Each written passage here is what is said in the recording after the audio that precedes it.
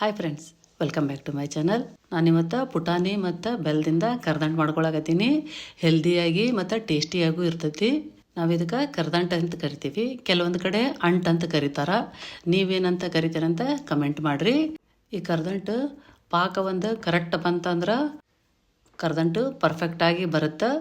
ಮತ್ತು ಈ ಥರ ಗಟ್ಟಿನೂ ಆಗುತ್ತೆ. ಇಲ್ಲ ಅಂತಂದ್ರೆ ಒಂದೊಂದು ಸರಿ ಮೆತ್ತಗಾಗ್ಬಿಡುತ್ತೆ, ಒಂದೊಂದು ಸರಿ ಗಟ್ಟಿ ಆಗಿಬಿಡುತ್ತೆ. ಪಾಕ ಕಡಿಮೆನೂ ಆಗಬಾರ್ದು, ಹೆಚ್ಚೂ ಆಗಬಾರ್ದು, ಮೀಡಿಯಮ್ ಆಗಿರಬೇಕು. ಇದನ್ನೆಲ್ಲ ನೀವು ಕರೆಕ್ಟಾಗಿ ಪರ್ಫೆಕ್ಟ್ ಅಳತೆ ಒಳಗೆ ಮಾಡ್ಕೋಬೇಕಂತಂದ್ರೆ ನಮ್ಮ ವಿಡಿಯೋ ಸ್ಕಿಪ್ ಮಾಡಲಾರ್ದ ಪೂರ ನೋಡಿರಿ. ಅಂದ್ರೆ ನಿಮಗೂ ಕರ್ದಂಟು ಮಾಡ್ಕೊಳ್ಳುವಾಗ ಕೆಡ್ಲಾರ್ದಂಗೆ ಪರ್ಫೆಕ್ಟ್ ಶೇಪ್ ಒಳಗೆ ಬರ್ತಾವು. ಕರ್ದಂಟು ಮೇಲೆ ಹಾಕಕ್ಕೆ ಗಾರ್ನಿಶಿಂಗಿಗೆ ಅಂಥೇಳಿ ಗಸಗಸೆ, ಗೋಡಂಬಿ, ಬಾದಾಮ ಮತ್ತು ಒಣ ಕೊಬ್ಬರಿ ತುರಿ ತೊಗೊಂಡೇನಿ. 1 ಕಪ್ ಪುಟಾಣಿಗೆ ಒಂದು ಸ್ವಲ್ಪ ಕಡಿಮೆ ಬೆಲ್ಲ ತೊಗೋಬೇಕು. ನೀವು ಪೂರ್ತಿ ಆದರೂ ತೊಗೋಬೋದು, ಸಿಹಿ ಜಾಸ್ತಿ ತಿನ್ನೋರಿದ್ರೆ. ಈಗ ಪುಟಾಣಿನ ನೈಸಾಗಿ ಪೌಡ್ರ್ ಮಾಡಿ ಇಟ್ಕೋಬೇಕು. ಈಗ ಮೊದ್ಲಕ್ಕೆ ಒಂದು ಪ್ಲೇಟಿಗೆ ಎಣ್ಣೆ ಅಥವಾ ತುಪ್ಪ ಹಚ್ಚಿ ಇಟ್ಕೋಬೇಕು. ಯಾಕಂದ್ರೆ ಕರ್ದಂಟು ಹಾಕಿದ್ರೆ ಅಂಟ್ಕೋಬಾರ್ದು ಅಂಥೇಳಿ ಈ ಪ್ರಿಪ್ರೇಷನ್ನು ಮೊದಲ ಮಾಡಿ ಇಟ್ಕೋಬೇಕು.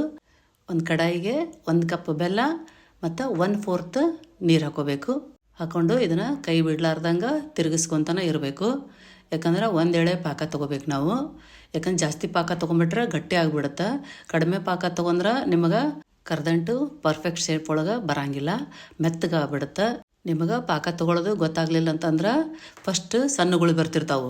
ಆಮೇಲೆ ಲಾಸ್ಟಿಗೆ ಪಾಕ ಬಂದಮೇಲೆ ಈಗ ನೋಡ್ರಿ ಈ ಥರ ದೊಡ್ಡ ದೊಡ್ಡ ಗುಳಿ ಬರ್ತಾವೆ. ಆವಾಗ ನೀವು ಸ್ಟವ್ ಆಫ್ ಮಾಡ್ಕೊಂಬಿಡ್ಬೇಕು. ಸ್ಟವ್ ಆಫ್ ಮಾಡಿಕೊಂಡು 1-2 ಟೇಬಲ್ ಸ್ಪೂನು ತುಪ್ಪ ಹಾಕೋಬೇಕು. ತುಪ್ಪ ಹಾಕೊಂಡ್ರೆ ಕರ್ದಂಟು ಭಾಳ ಸಾಫ್ಟಾಗಿ ಬರ್ತಾವೆ. ಎಷ್ಟು ದಿನ ಇಟ್ರೂ ಗಟ್ಟಿ ಆಗಂಗಿಲ್ಲ, ಬಿರುಸಾಗಂಗಿಲ್ಲ. ಈಗ ಪಾಕ ಬಂದೈತಿ. ನಾನು ಪುಟಾಣಿ ಹಿಟ್ಟು ಹಾಕ್ಕೊಂಡು ಚಂದಾಗಿ ಮಿಕ್ಸ್ ಮಾಡಿಕೊಂಡು ಗಟ್ಟಿ ಆಗೋಕ್ಕಿಂತ ಮೊದಲು ಪ್ಲೇಟಿಗೆ ಹಾಕ್ಕೊಂಬಿಡ್ಬೇಕು. ಯಾಕಂದ್ರೆ ಇದು ಪ್ರೊಸೆಸ್ಸು ಭಾಳ ಫಾಸ್ಟ್ ಆಗಬೇಕು. ನಿಧಾನ ಆತಂದ್ರೆ ಗಟ್ಟಿ ಆಗಿಬಿಡುತ್ತೆ. ನಿಮಗೆ ಈ ಥರ ಪ್ಲೇಟಿಗೆ ಹಾಕಕ್ಕೆ ಬರೋಂಗಿಲ್ಲ. ಈಗ ನೋಡಿರಿ ಪ್ಲೇಟಿಗೆ ಹಾಕಿದ ಮ್ಯಾಗ ಇದನ್ನು ಸಮಾನಾಗಿ ಹರಡ್ಕೋಬೇಕು. ಒಂದು ಸ್ವಲ್ಪ ಟ್ಯಾಪ್ ಮಾಡ್ಕೋಬೇಕು. ಯಾಕಂದ್ರೆ ಒಳಗೆ ಬಬಲ್ಸ್ ಅದು ಆಗಬಾರ್ದು ಅಂಥೇಳಿ. ಈಗೇನು ಪ್ಲೇಟಿಗೆ ಹಾಕಿವಲ್ಲ, ಇದು ಕರ್ದಂಟು ಪರ್ಫೆಕ್ಟಾಗಿ ಪಾಕ ಬಂದಿತ್ತಂದ್ರೆ ಒಂದು 10 ನಿಮಿಷಕ್ಕೆ ಗಟ್ಟಿ ಆಗಿಬಿಡುತ್ತೆ. ಇಲ್ಲಾಂದ್ರೆ ಒಂದು ಅರ್ಧ ತಾಸನ್ನು ತೊಗೊತೈತಿ. ಈಗ ಅದರ ಮೇಲೆ ನಾವು ರೆಡಿ ಇಟ್ಕೊಂಡಿದ್ದು ಕೊಬ್ಬರಿ ತುರಿ, ಗೋಡಂಬಿ, ಬಾದಾಮ ಮತ್ತು ಗಸಗಸೆ ಹಾಕಿ ಒಂದು ಸ್ವಲ್ಪ ಅವು ಅಂಟ್ಕೊಳ್ಳುವಂಗೆ ತಟ್ಕೊಂಡು ಗಟ್ಟಿ ಆಗೋ ತನಕ ಬಿಡಬೇಕು. ಗಟ್ಟಿಯಾಗಿ ಪೂರ ತಣ್ಣಗಾದ್ಮೇಲೆ ನಿಮಗೆ ಯಾವ ಶೇಪ್ ಒಳಗೆ ಬೇಕೋ ಆ ಶೇಪ್ ಒಳಗೆ ಕಟ್ ಮಾಡ್ಕೊಂಡ್ರೆ ಹೆಲ್ದಿಯಾದ ಬೆಲ್ಲದ ಕರ್ದಂಟು ರೆಡಿ ಆಕತಿ. ಈಗ ರಾಖಿ ಹಬ್ಬ ಹತ್ತಿರ ಬರಾಕತ್ತೈತಿ. ನೀವು ಮನೆಯೊಳಗೆ ಈ ಥರ ಸ್ವೀಟ್ಸ್ ಮಾಡಿಕೊಂಡು ರಾಖಿ ಕಟ್ಟಿ ಅಣ್ಣ ತಮ್ಮಂದ್ರಿಗೆ ಸ್ವೀಟ್ ತಿನ್ನಿಸ್ರಿ. ನಮ್ಮ ವಿಡಿಯೋ ನಿಮ್ಗೆ ಇಷ್ಟ ಆಗಿದ್ರೆ ಲೈಕ್, ಶೇರ್, ಸಬ್ಸ್ಕ್ರೈಬ್ ಮಾಡಿರಿ. Thanks for watching.